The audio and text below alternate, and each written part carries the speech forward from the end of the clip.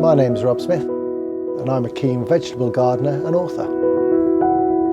So this is my garden. I like to call it the kitchen garden. Basically my back garden, half my back garden has been turned into dedicated to growing vegetables and edibles.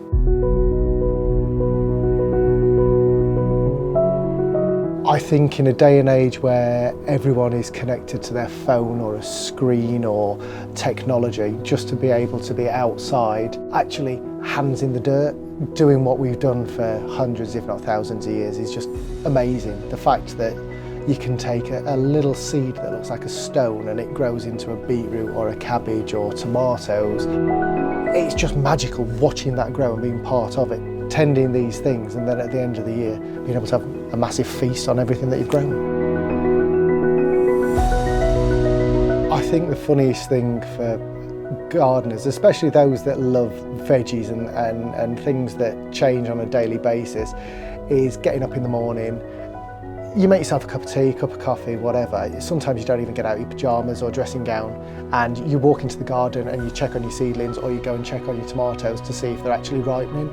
And in any other walk of life, if you saw someone dressed in their pyjamas or a dressing gown, steaming cup of tea, not done their hair, in their slippers, looking at tomatoes at 6:30 in the morning as it gets light, I think you'd think they were crackers.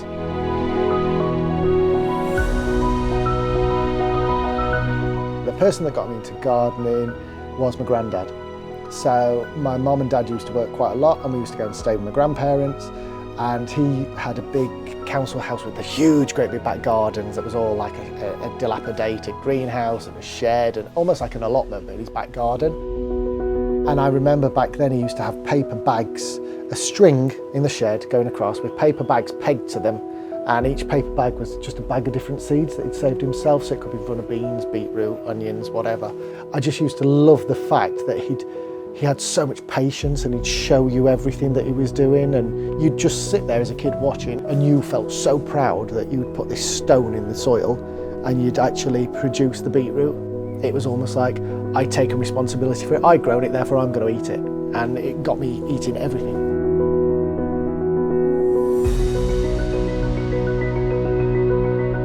Apart from the tools, obviously, what can't you do without? I would say for me personally, my dogs. Because when I'm in the garden, they're always in the garden with me. They don't talk, obviously, but it's just that companionship. They're always there, they're always interested in what you're doing, and they might wander off and come back. But I think it's that knowing that someone or something else is there just with you, making it more sociable, really.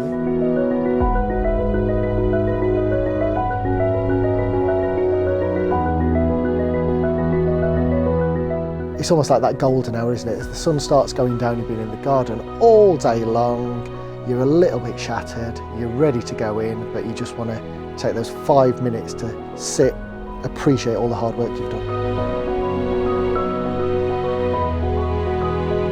If you're just starting and you've never gardened before, I would say A, don't panic, B, don't stress, and C, you can't do it all at once. Because if gardening becomes a chore, you won't want to do it. It's got to be enjoyable, and there's got to be constant rewards. Even if it's little rewards like you've managed to pick a posy of sweet peas to take into the house and they smell gorgeous. Just something like that that makes you smile, it's got to be enjoyable. Experiment a bit and don't be scared to fail, and remember, if you do fail, it's just experience. That's all it is. You never fail when you come to gardening. You just grow.